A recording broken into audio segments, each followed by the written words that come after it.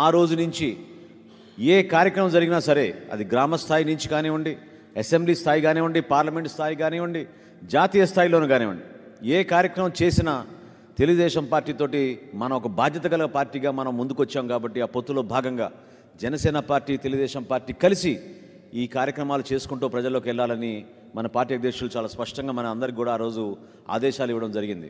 మీరందరూ కూడా గుర్తుంచుకోవాల్సింది ఏంటంటే, ఇక్కడ పంతానికో లేకపోతే ఎవరి పై చేయనో లేకపోతే ఎవరికి ఎక్కువ బలం ఉందనో కాదు. మనం నిలబడాల్సింది ఒక సిద్ధాంతాని కోసం, మన ప్రెసిడెంట్ గారి ఆలోచనల్ని మనం విజయవంతంగా ప్రజల్లోకి తీసుకెళ్ళడానికి కోసం, దానికోసం మనం కట్టుబడి ఉండాలి తప్ప ఇక్కడ వ్యక్తిగత కారణాలు, వ్యక్తిగత విషయాలు లేదా రేపటి రోజున ఇక్కడ ఎవరు పోటీ చేయబోతున్నారు అనే విషయాల గురించి కాదు. ముందు మన పార్టీ గురించి, మన ప్రజల గురించి, భవిష్యత్తులో మనం ఏం చేయబోతున్నాం అనే అంశాలపైన మనం చర్చించుకోవడానికి, ఒక మంచి ప్రణాళిక సిద్ధం చేసుకోవడానికి మీరందరూ కలిసి క్షేత్రస్థాయిలో ఎక్కడ కూడా గ్యాప్ లేకుండా, కమ్యూనికేషన్ గ్యాప్ లేకుండా ఒక మంచి కార్యాచరణ రూపొందించి మీ అందరూ కూడా అందించడం జరిగింది. ప్రతి ఒక్కరు కూడా పాల్గొన్నారు. మాకు వచ్చిన సమాచారం, ఆఫీస్కి అనేక వీడియోలు, ఫోటోలు చూస్తుంటే చాలా మనస్ఫూర్తిగా మిమ్మల్ని అందరినీ కూడా నేను అభినందిస్తున్నాను. ఎందుకంటే అధిక సంఖ్యలో జనసేన పార్టీ నుంచి పాల్గొని ప్రతి సమావేశంలో కూడా ఎక్కడ కూడా తగ్గకుండా మనం మన నాయకత్వం చూపించుకోగలిగాం, మన బలం ఏంటో మనం చూపించుకోగలిగాం. ప్రతి నియోజకవర్గం నుంచి మన నాయకులందరూ కూడా మీరు చక్కగా ఒక మంచి భావనతోటి అందరినీ ఆహ్వానించి ఆ సమావేశానికి మీరు గుర్తించి తీసుకొచ్చినందుకు మిమ్మల్ని అందరినీ కూడా అభినందిస్తున్నాను. 14, 15, 16 కార్యక్రమాల తర్వాత 17వ తారీఖున ప్రతి కార్యక్రమం మనం చేసేది కలిసి చేద్దామని నిర్ణయించారు. కాబట్టి మన ప్రెసిడెంట్ గారు తెలుగుదేశం పార్టీ గతం నుంచి భవిష్యత్ గ్యారంటీ అనే కార్యక్రమం వాళ్ళు డోర్ టు డోర్ చేస్తూ ఉన్నారు. కొంతమందికి అపోహలు ఉన్నాయి, కొంతమందికి పూర్తి సమాచారం లేక ఒక్కొక్క సందర్భంలో పార్టీ ఆఫీస్కి కూడా ఫోన్ చేస్తూ ఉన్నారు. నేను కూడా భవిష్యత్ గ్యారంటీ కార్యక్రమాల్లో 17వ తారీఖున తెనాలి నియోజకవర్గంలో పాల్గొన్నాను. నిజంగా నేను మనం గుర్తించి అభినందించాల్సింది ఏంటంటే, ఒక పార్టీ ఆర్గనైజేషన్లో స్ట్రక్చర్ ఉంటే ఏ విధంగా గ్రామ స్థాయి వరకు వాళ్ళు ఆర్గనైజ్ విధానంలో పనిచేసుకోగలుగుతున్నారో మీరందరూ కూడా దయచేసి పాల్గొంటే మీకు అర్థమవుతుంది.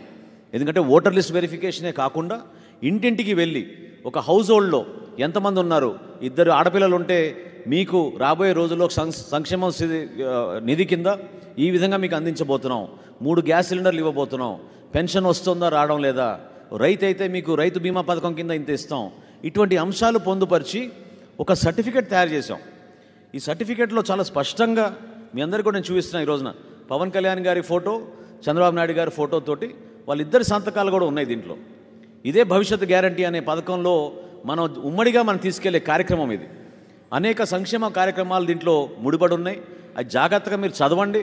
మహిళల కోసం, విద్యార్థుల కోసం, యువత కోసం, భవిష్యత్తులో మనం చేయబోయే కార్యక్రమాలన్నిటి గురించి కూడా ఒక స్పష్టమైన ఆధారాలతో సహా ఏ విధంగా మనం చేయబోతున్నాం మన పార్టీ తరఫున, తెలుగుదేశం పార్టీ తరఫున అనేది చాలా స్పష్టంగా ప్రజల్లో తీసుకెళ్ళడానికి ఇదొక గ్యారంటీ కార్డు.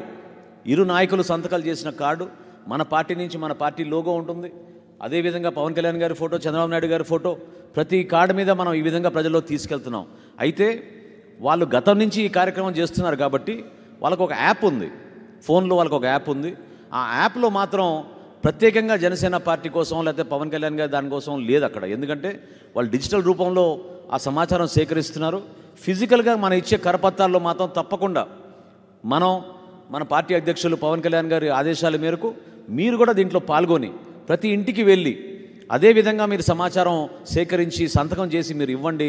తెలుగుదేశం పార్టీ నాయకులతో పాటు ఈ కార్యక్రమాన్ని మీరు విజయవంతం చేయమండి. ఎందుకంటే ఖచ్చితంగా కనీసం 1 కోటి గృహాల్ని సందర్శించడానికి ఒక కార్యక్రమం చేపడుతున్నాం. డిసెంబర్ 15 కల్లా రాష్ట్రంలో 1 కోటి గృహాల్ని సందర్శించే విధంగా ఒక కార్యాచరణ సిద్ధం చేశాం. దయచేసి మీరందరూ కూడా ఈ కార్యక్రమాన్ని సీరియస్గా తీసుకుని ఇంటింటికి వెళ్ళి మీరు పాల్గొంటే మీకే అర్థమవుతుంది మీ నియోజకవర్గాల్లో ఉన్న సమస్యలు, అక్కడ ఉన్న ప్రజల ఇబ్బందులు, వాళ్ళు ఎదురు చూస్తున్న కొన్ని కార్యక్రమాల గురించి, సంక్షేమం కానివ్వండి, అభివృద్ధి కానివ్వండి, మంచి నాయకత్వం కానివ్వండి, వీటి కోసం ఏ విధంగా వాళ్ళు ఎదురు చూస్తున్నారో దాన్ని మీరు గుర్తించి ప్రజల్లో తీసుకెళ్ళమని పార్టీ పరంగా మిమ్మల్ని అందరినీ కూడా ఈ సందర్భంగా నేను కోరుతున్నాను. అదేవిధంగా 18, 19 తారీఖుల్లో రాష్ట్ర వ్యాప్తంలో గతంలో మనం చేసాం గుడ్ మార్నింగ్ సీఎం సార్ అని. ఆ కార్యక్రమాన్ని డిజిటల్ రూపంలో మరొకసారి సంయుక్తంగా జనసేన పార్టీ, తెలుగుదేశం పార్టీ కలిసి రాష్ట్రంలో ఉన్న దుస్థితి, ఈ రోడ్ల నిర్వహణ విషయంలో ఎంత దారుణంగా ప్రజలు ఇబ్బంది పడుతున్నారో ఆ విషయాలన్నీ కూడా డిజిటల్ రూపంలో సోషల్ మీడియాలో తీసుకొచ్చేటట్టు ఒక అద్భుతమైన క్యాంపెయిన్ 2 రోజులు కూడా మనం చేసాం. దాన్ని మనం నెక్స్ట్ లెవెల్కి తీసుకెళ్ళాలి. కొన్ని అంశాలు మా రాష్ట్ర స్థాయి సమావేశంలో గుర్తించాం కాబట్టి నెక్స్ట్ అంశం మనం తీసుకెళ్ళబోయేది ప్రజల్లోకి ఇసుక గురించి. ఈ శాండ్ ఏ విధంగా దుర్మార్గంగా వీళ్ళు దుర్వినియోగం చేసి సామాన్యులకి అందించకుండా ఏ విధంగా వీళ్ళు వేల కోట్ల రూపాయలు సంపాదిస్తున్నారో ఆ ఇసుక రీచ్లు సందర్శించడం, ఇసుక శాండ్ పాయింట్లు ఎక్కడైతే వీళ్ళు స్టోరేజ్ యూనిట్లు పెట్టారో వాటిని సందర్శించడం, వాస్తవంగా ప్రజలు ఎదుర్కొన్న సమస్యలపైన మనం ఎండగట్టడానికి కోసం రాబోయే రోజుల్లో మీకు తేదీలు ప్రకటిస్తాం త్వరలోనే. నెక్స్ట్ కార్యక్రమం మనం చేపట్టబోయేది ఇసుక కొరత గురించి, ఇసుక గురించి. గతంలో మనం అద్భుతంగా భవన నిర్మాణ కార్మికుల కోసం మన పార్టీ అధ్యక్షుడు పవన్ కళ్యాణ్ గారు లాంగ్ మార్చ్ నిర్వహించి రాష్ట్ర వ్యాప్తంగా ఒక గుర్తింపు తీసుకొచ్చారు ఆ సమస్య గురించి. దాన్ని మీరు దయచేసి గుర్తుపెట్టుకుని ముందు తీసుకెళ్ళమని కోరుతున్నాను.